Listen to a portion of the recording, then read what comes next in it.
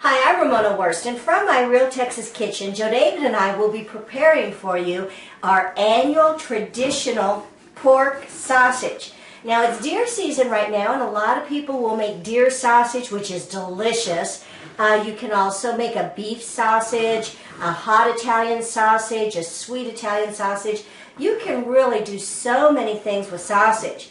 But what we're going to do is our Real Texas pork sausage. We're going to take a pork shoulder roast, and this roast is actually organic pork that we actually got from a pig farmer. And it was so sad because right after I bought this meat, we were driving out and there were 6 little black piglets on their mama, and it was just so sad. But anyway, we bought this in a package.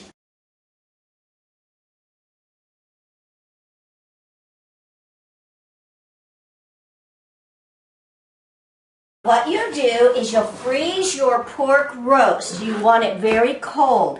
You'll go ahead and thaw it, and then when it's just about thawed, you can start preparing it. What you'll also want to do is put ice and water in a bowl and put your metal bowl inside the ice water because you want to keep everything very, very cold. We also put the grinder and another metal bowl into the freezer. We're getting that very, very cold. And so I'm going to go ahead and let Joe David continue to chopping this meat. Now you'll want to cut your chunks about 1 inch to 1.5 inch size chunks, and then next we're going to actually chop up the pork fat, and we'll make it a little bit smaller chunks than this, and then we'll add all of our spices. We're going to go ahead and continue to chop this up, then we'll be back. So Joe David, what do you think about our new annual tradition? I think it's a great annual tradition. We have Christmas tamales that's our December tradition, and this is now our new November or Thanksgiving tradition, is to make sausage. But you'll have to watch one of our videos on our making of the Christmas tamales. It's really interesting when the guys have been consuming just a little alcohol. But you know, you got to have a Lone Star beer while you're making your pork sausage or while you're making your tamales.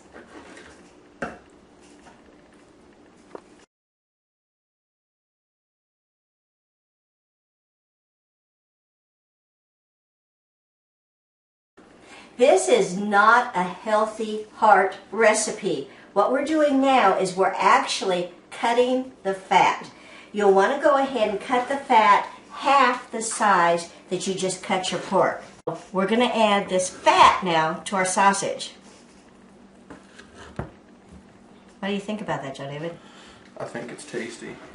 Great! And then as soon as we cut the fat, we're going to mix in our spices. I want to get this in the freezer, and we'll freeze it for about a ½ hour because we want everything to be real cold. Why do you want to make sure that the meat is very, very cold before you grind it?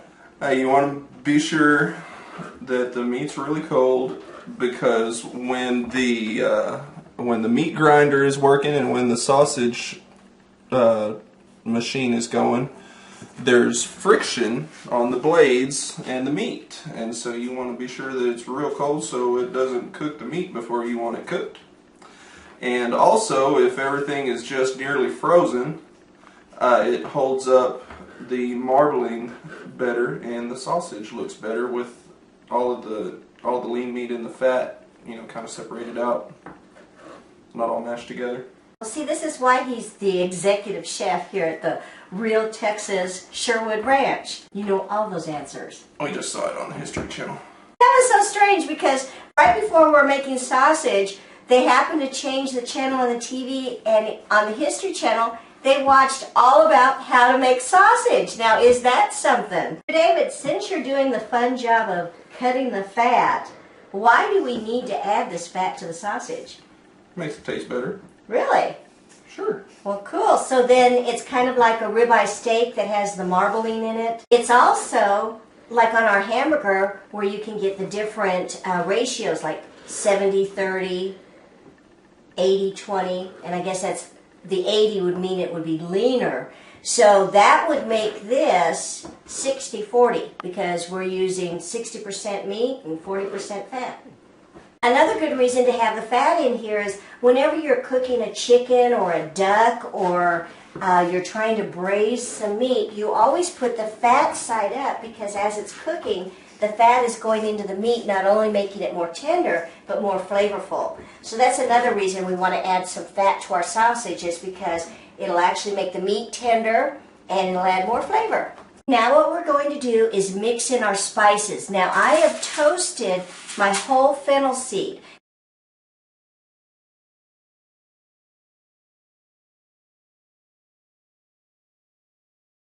And all I did was I put my fennel seed on top of aluminum foil and put it in my toaster oven on broil just for a few moments. And add our fennel seed, our cracked pepper, our nutmeg, our garlic, our fresh chopped parsley. After mixing your mixture thoroughly, you're going to put plastic wrap over the top and place it in your freezer for 30 minutes. Now it can be a little bit longer, but you don't want to have it over an hour. You actually don't want it to freeze. You just want it to get very, very cold. We're going to go ahead and finish mixing this up, put plastic wrap on it, put it in the freezer for 30 minutes, and then we'll be back.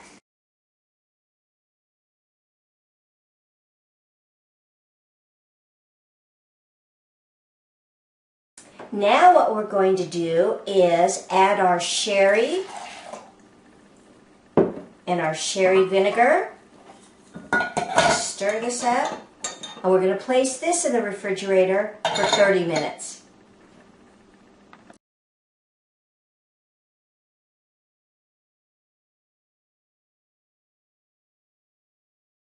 Take your hog sausage casings, and you can get this in your meat department, and you'll rinse them thoroughly under water, and now we're going to put them in warm water until they soften. And that'll take about 30 minutes. So while we've got our sausage in the freezer, our sherry in the refrigerator, we now have our hog casings in warm water for all 30 minutes.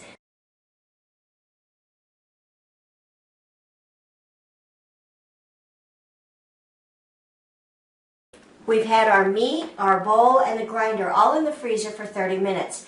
We want our sausage to be a coarse grind. What we've got is the coarse grind disc in our KitchenAid, and turn it on to 1 and then to level 2. Feed our sausage through.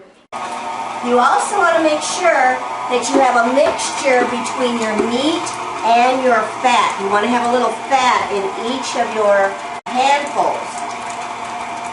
And as you can see, the fat is marbling inside that meat. It's looking really good. Now, are you having to use a lot of pressure? Not really. Just enough to keep it down on the auger. Great job, Joe David. Look at this. Now all of our sausage is ground. Put this in the freezer while we clean up the machine and get it ready to mix in the sherry.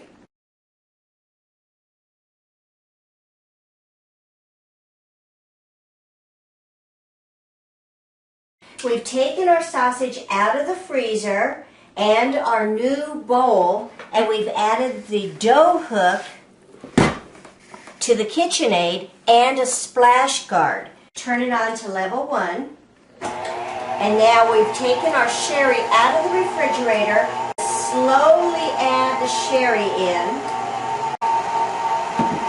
And go ahead and remove the splash guard, and very carefully, using a wooden spoon, make sure that all of the sausage is getting mixed in. You'll want to mix this for 90 seconds at least. Now if you don't have a KitchenAid and you're doing this by hand, it'll take a lot longer to do. But you can use a real heavy wooden spoon. What we're trying to do is make sure that the sherry mixture gets incorporated into the sausage.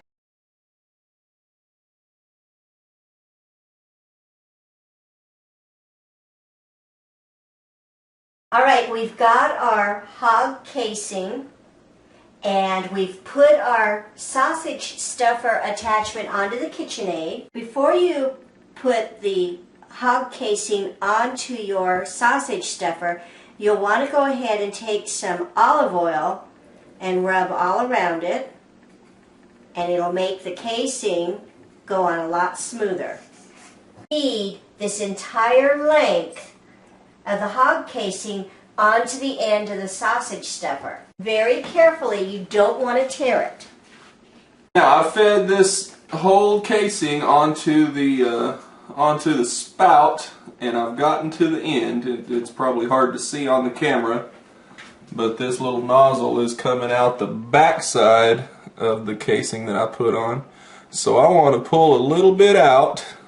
Cut it off about right there. There? Yeah.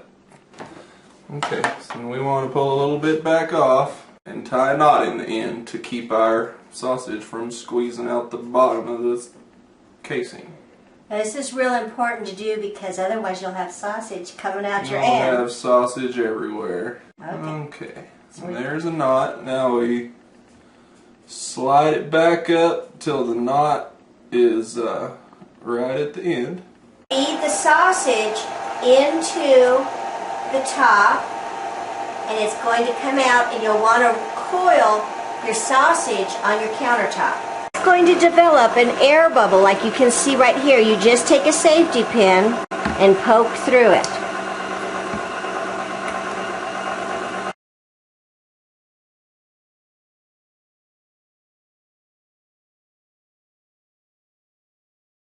Now, as you can see, we've got the knot in the end of the sausage, and when it first comes out, it's real skinny, and you just back it up a little bit, and then you just keep forming it until it's the thickness that you want.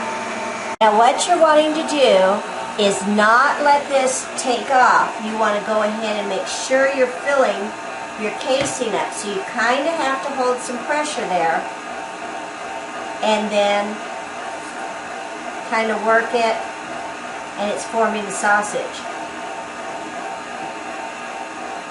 It doesn't feel real pleasant, I can tell you that. It feels really weird. But you just keep working it till it's the width that you want. See, we've got a baby sausage appearing. I know this vlog is a family vlog, and I don't know how to break it to you, but you use your thumb and your first finger, and you kind of hold the end of where the sausage is coming out, and then in your hand, kind of form the sausage. You're feeding it, you're holding it tight with your forefinger and your thumb, and then you're kind of squeezing it to form your sausage, and it's growing up the end. And look at that, we're forming a real sausage, isn't it? Now, as you can see, you can control how fat you want your sausage just by the way you're pulling the casing off of the sausage stuffer. And you can squish it so that it stays even. What you'll want to do on your countertop is go ahead and keep it going in a round circle. That way it doesn't get out of control. Now, every once in a while, you'll have a big air pocket coming into your casing, and all you do is you take a safety pin and you just poke a little hole into the casing, and that'll take care of the air. See how that air built up? You'll want to keep your sausage as even as you can, and just keep rolling it around on the countertop. And the way you do it, see how skinny it's gotten right here, is you just back it up a little bit, and then just kind of form it with your hand. When you come to the end of the casing, you just slide it off, and then we tie this end in a knot. And there it is. I've got my knot in the end. And now what I'm going to do is, while Joe David is actually loading up the sausage stuffer again, I'm going to put this on a plate and immediately put it in the refrigerator. We'll show you later how to make it into links, but for right now, we want to get this sausage into the refrigerator and keep it cold. Great job! Out of that recipe, we actually got 2 full links of the sausage, and it looks really cool, don't you think? I think so.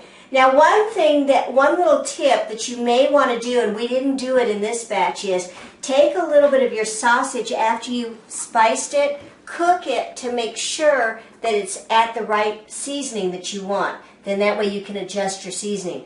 We got a little excited here and decided to go ahead and stuff it, but we know that it's going to taste wonderful.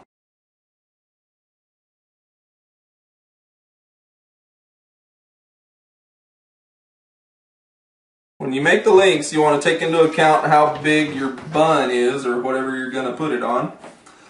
So our buns are about 6 or 7 inches, so we want to make it about like that. You squeeze the casing with your fingers to cut off the meat, and then twist it.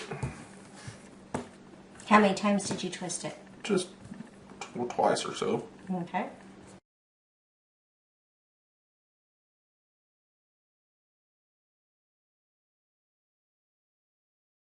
I saw a trick online where a guy braided the sausage, and I just thought it looked really cool and wanted to give it a shot. So you would do this if you were wanting to give this away as a present. Put it back in the refrigerator overnight.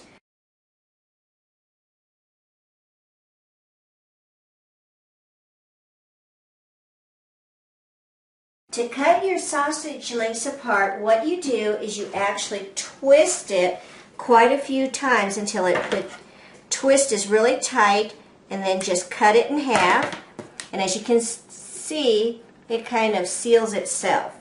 With your sausage stuffing, you can make all kinds of recipes. Comment section, go ahead and send me one of your favorite sausage stuffing recipes, and we might make it for the Real Texas recipe book.